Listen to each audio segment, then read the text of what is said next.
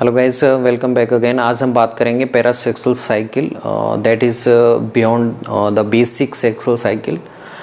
इसमें Pontecorvo wrapper नाम के साइंटिस्ट थे जिन्होंने बताया था कि एस्परजिलस निडुलेंस में सबसे पहले इन्होंने रिसर्च किया था और इन्होंने बताया कि जो जेनेटिक रिकॉम्बिनेशन होता है, चाहे वो बैक्टीरिया में हो या फिर फंजाई में हो, उसमें सेक्सुअल साइकिल के अलावा एक अल्टरनेट साइकिल भी होता है जिसे इन्होंने बाद में पैरासेक्सुअल साइकिल भी कहा। जैसा कि नाम से पता चल रहा है, पैरासेक्सुअल यानी कि beside sexual cycle, that's called parasexual. ठीक है, उसमें सबसे पहले आपको परिभाषा देख लेते हैं। तो being reproduction that result in recombination of gene from different individual, जिसमें विभिन्न प्रभेदों के भिन्न आनुवंशिक संरचना वाले माइसीलियम के बीच में पदार्थों का आदान प्रदान होगा, पर इसमें इन्वॉल्व नहीं होगा ना तो म्योसिस ना formation of zygote by fertilization as in sexual reproduction. जैसा कि सेक्सुअल रिप्रोडक्शन में आप म्योसिस देखते हैं, फॉर्मेशन ऑफ जायगोट देखते हैं, वैसा यहाँ पे आपको देखा नहीं जाएगा। हालांकि ये पूरी तरह से सही नहीं है ये लाइन इसमें, क्योंकि इसमें आपके डिप्लॉयड भी बनेगा, म्योसिस भी होगा, लेकिन वो एक विशिष्ट चरण में नहीं होता है, विशिष्ट स्टेप बाइज नहीं होता है, जैसा कि आप सेक्सुअल साइकिल में देखते हैं। तो यहाँ पे आपको ध्यान रखना है, इट इज़ ए अल्टरनेट विधि होती है। यह अल्टरनेट विधि है जिसमें सेक्सुअल साइकिल के अलावा अलग से जेनेटिक रिकॉम्बिनेशन आप देखेंगे। इसमें 7 चरण आप देख सकते हैं। फॉर्मेशन ऑफ हेटेरोकैरियोटिक माइसीलियम, यहाँ पे आप 2 अलग भिन्न प्रभेद के माइसीलियम देख रहे हैं। एक ए टाइप का है, एक बी टाइप का है। ए टाइप में हमने न्यूक्लियस को इस तरह से लिखा हुआ है, बी को हमने डार्क किया हुआ है, जिससे आपको दोनों को डिफरेंशिएट कर पाएँ। तो हेटेरोकैरियोटिक माइसीलियम के फॉर्मेशन के लिए दोनों में प्लाज्मोगेमी होगी।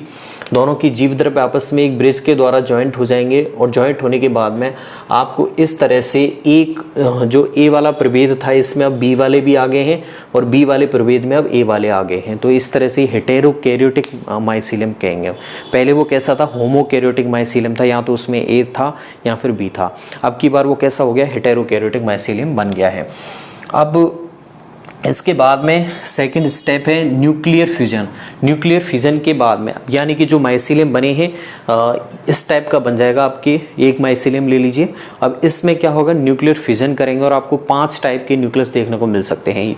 2 हैप्लॉइड ए या बी देखने को मिल सकते हैं जो हमने यहाँ पे लिखे हैं, और 2 आपको होमोजाइगस इस तरह से देखने को मिल सकते हैं जिसमें दोनों ए टाइप के न्यूक्लियस हों, एक में बी टाइप के हों, और एक आपको हेटेरोजाइगस देखने को मिलेगा जिसमें एक कैसा होगा, ए टाइप का, दूसरा बी टाइप का। तो यहाँ पे न्यूक्लियर फिजन के बाद में ये डायग्राम है जिसमें ये हैप्लॉइड है और ये वाला और एक ये वाला, ये कैसे होमोजाइगस है, और जिसमें आधा पार्ट डार्क है वो कैसा है, हेटेरोजाइगस है। ठीक है, तो आपको 5 टाइप के न्यूक्लियर फिजन के बाद में न्यूक्लियस देखने को मिल जाते हैं। उसके बाद में होता है मल्टीप्लिकेशन। जो हमें ये माइसीलियम प्राप्त हुआ है जिसमें 5 टाइप के न्यूक्लियस बने हैं, इसका एज इट इज ये क्या करने लग जाएगा, अपनी संख्या में वृद्धि करेगा, जिसे हम मल्टीप्लिकेशन कहेंगे। अब उसके बाद में अगला स्टेप है अकेजनल माइटोटिक क्रॉसिंग ओवर। ठीक है, अब यहाँ पे माइटोटिक क्रॉसिंग ओवर होगा और इस टाइम पे आपकी जेनेटिक रिकॉम्बिनेशन टेक प्लेस होगा। माइटोटिक में क्या होता है, आनुवंशिक जो पदार्थ हैं उनका रिकॉम्बिनेशन किया जाता है, आदान प्रदान होगा। ठीक है, अब इस प्रोसेस के बाद में 5वां होता है आपका सॉर्टिंग ऑफ डिप्लॉयड न्यूक्लियाई। ठीक है, यहाँ पे जो डिप्लॉयड न्यूक्लियाई थे, आपको रिकॉम्बिनेशन के बाद में आपको इस तरह का माइसीलियम देखने को मिल जाएगा जिसमें सेप्टा बन जाएंगे और आपके न्यूक्लियस को डिफरेंशिएट कर दिया जाएगा।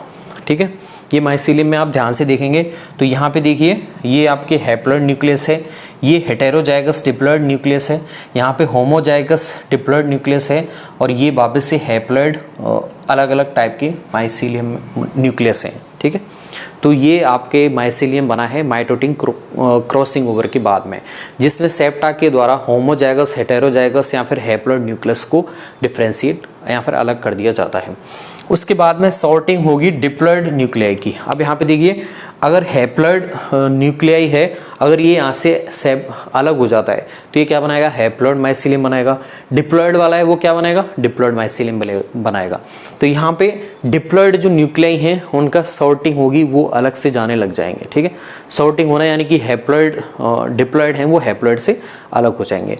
दोनों की खासियत है, आपको ध्यान रखना है कि हैप्लॉइड जो न्यूक्लियस है वो हैप्लॉइड माइसिलियम बनाएगा, जबकि डिप्लॉइड वाला वो डिप्लॉइड माइसिलियम बनाता है। लेकिन यहाँ पे अगले स्टेप में देखिए अकेजनल हैप्लोडाइजेशन ऑफ डिप्लॉइड न्यूक्लियाई। कई बार देखा जाता है कि जो 2n न्यूक्लियाई है उसके द्वारा कई बार अब्बास स्वरूप कैसा बन जाता है माइसिलियम, हैप्लॉइड टाइप का माइसिलियम बन जाता है।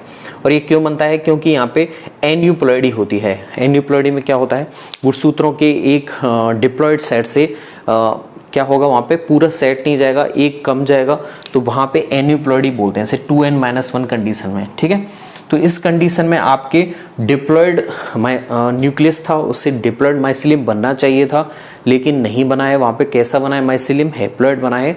तो इस स्टेप को हमने नाम दिया है अकेजनल हैप्लोडाइजेशन ऑफ डिप्लॉइड न्यूक्लियाई, ठीक है। आपको ध्यान रखना है यहाँ पे एन्यूप्लॉइडी प्रोसेस हुई है।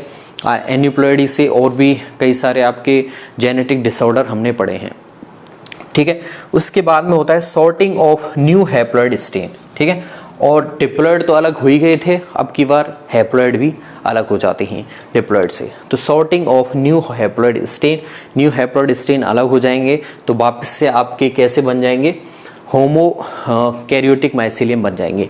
ए वाला अलग हो जाएगा, बी वाला अलग हो जाएगा, वो वापस से आपके पैरासेक्सुअल साइकिल के लिए तैयार हो जाता है। तो ये 7 स्टेप हैं, स्टेप वाइज, जो पोंटिकॉर्वो रेपर ने बताया था। यहाँ पे देखिए इस चीज़ का फ़ायदा ये है कि यहाँ पे जेनेटिक रिकॉम्बिनेशन होता है, तो ऐसे कवक जिनकी अलैंगिक अवस्थाएं होती हैं और वो अपूर्ण कवक बोलते हैं, जिन्हें इम्परफेक्टाई फंसाई बोलते हैं, बेसिकली ड्यूटेरोमाइसिटीज़ में, वहाँ पे कुछ समय के लिए उनमें जेनेटिक रिकॉम्बिनेशन हो जाता है, जिसकी वजह से वो उनमें गुणसूत्रों की विभिन्नता देखी जाती है, ठीक है। ये चीज़ आपको ध्यान रखना है। 7 स्टेप में वापस से रिवाइज कर रहा हूँ। सबसे पहले हेटेरोकैरियोटिक माइसिलियम का निर्माण होगा, उसके बाद में न्यूक्लियर फिजन होगा, 5 टाइप के न्यूक्लियस आपको मिल जाएंगे, और फिर इन्हीं का मल्टीप्लिकेशन हो जाएगा। उसके बाद में अकेशनल माइटोटिक क्रॉसिंग ओवर होगा, जिसमें जेनेटिक रिकॉम्बिनेशन भाग लेगा। उसके बाद में डिप्लॉइड न्यूक्लियाई अलग से जाने लग जाएंगे, और जब वो जाएंगे तो उस टाइम पे आप देखोगे कि ये रिप्रोडक्शन के द्वारा कैसा बनाते हैं, कई बार माइसिलियम हैप्लॉइड माइसिलियम बना देते हैं। तो इसे हमने कहा है अकेशनल हैप्लोडाइजेशन ऑफ डिप्लॉइड न्यूक्लियाई।